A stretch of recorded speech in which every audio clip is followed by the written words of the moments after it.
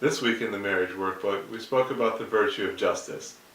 Justice is far beyond laws and rules. I think a lot of times when I used to think about justice, and when a lot of people think about justice, they think of a courtroom, a lawyer, a jail, and some kind of sentence that's enacted upon a criminal.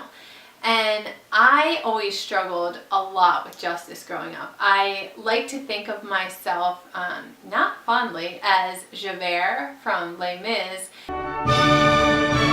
who could not accept that somebody could change throughout their life, that they could repent, and that their heart could soften, and that they could really become somebody new, somebody good. When I really started to dig into what the church and the catechism taught justice was, and what God taught that justice was, and what is truly just to us as sinners by God, it really started to change my opinion of what that means and what I want.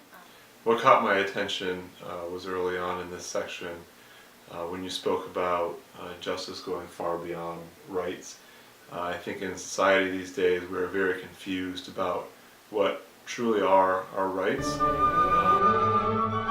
Justice respects human dignity of all people.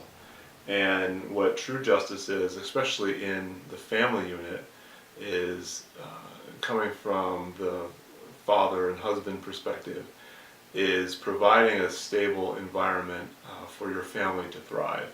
So allowing you to do what is your work for the family, and providing an environment for the children to have their needs met, but also beyond the physical needs are the spiritual and emotional needs.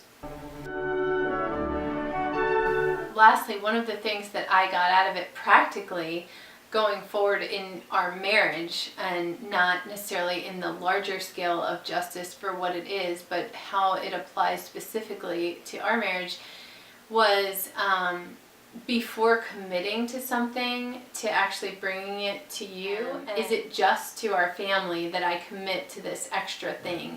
Is it taking away too much from our marriage or our children if I commit to this additional thing? So it was interesting for me to realize all of the ways that the virtue of justice applies specifically to our vocation right now, and to the small and the big things that we're doing under our own roof that aren't, in the courtroom or things like that, where people isolate justice too often in their minds.